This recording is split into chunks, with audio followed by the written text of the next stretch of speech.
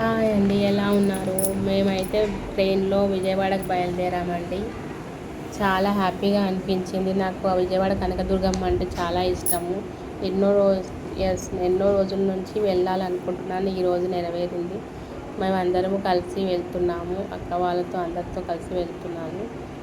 మా ట్రైన్ ప్రయాణం ఇలా కొనసాగుతుంది, ఎంజాయ్ చేస్తూ. విజయవాడ ప్రయాణానికి ఇంకా కొద్దిసేపట్లో అయితే విజయవాడ చేరుకుంటాము. ఇక్కడికి చేరుకున్న తర్వాత మేము టెంపుల్ చూడడానికి వెళ్ళాము. ఆ సరౌండింగ్లో రూమ్స్ అన్నీ ఎంక్వైరీ చేయడానికి తీసుకోవడానికి వెళ్ళాము. అక్కడ స్టే చేసాము. చూడడానికి వెళ్తున్నాము ఇప్పుడు. చాలా అందంగా నైట్ టైంలో చాలా బాగా అనిపించింది. అంటే మేము వెళ్ళేసరికి మిడ్నైట్ అయిపోయింది. అరౌండ్ 12:30, 1 మధ్యలో అలా చేరుకున్నాము. అక్కడ రూమ్స్ అవి చూడడానికని వెళ్తున్నాము. వ్యూ అంతా చాలా బాగుందండి. ఎంత అందంగా అనిపించిందో. అక్కడ అసలు జనాలు అందరూ ఎక్కడ పడుకోవాలనుకుంటే అక్కడ దుర్గమ్మ దగ్గర పైన స్టే చేశారు. అలాగే మేము రూమ్ తీసుకొని పడుకొని నది స్నానానికి అయితే వచ్చేసామండి. ఇదే నది స్నానం చేస్తున్న ప్లేస్. చాలా బాగా అనిపించింది. నది స్నానం అయితే చేసాము. విజయవాడ ప్రకాశం బ్యారేజ్లో నది స్నానం అయితే ముగించాము.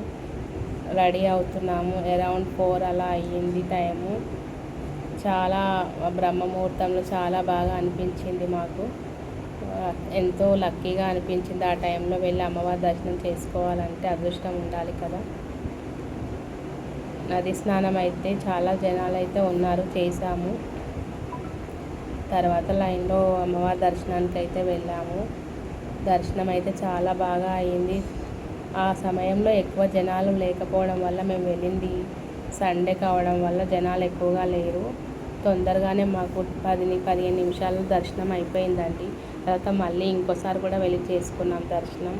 జనాలు ఎక్కువగా లేకపోవడం వలన ఆ ప్లెజెంట్ వాతావరణం అయితే ఆ టైంలో చాలా బాగా అనిపించింది. మీరు కూడా ఇలాంటి టైంలో వెళ్ళుంటే మీరు కూడా ఎంజాయ్ చేసే ఉంటారు.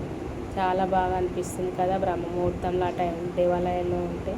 అమ్మవారి దర్శనం అయితే చక్కగా అయ్యిందండి.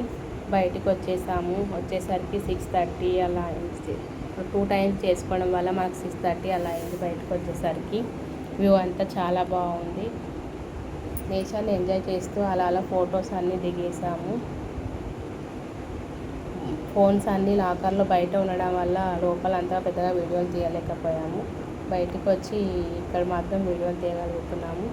ఇక్కడ నుంచి వ్యూ నది బాగా కనిపిస్తుంది. ప్రకాశం బ్యారేజ్ ఫుల్గా ఇక్కడ నుంచి అయితే బయటకు వచ్చిన తర్వాత బాగా కనిపించింది.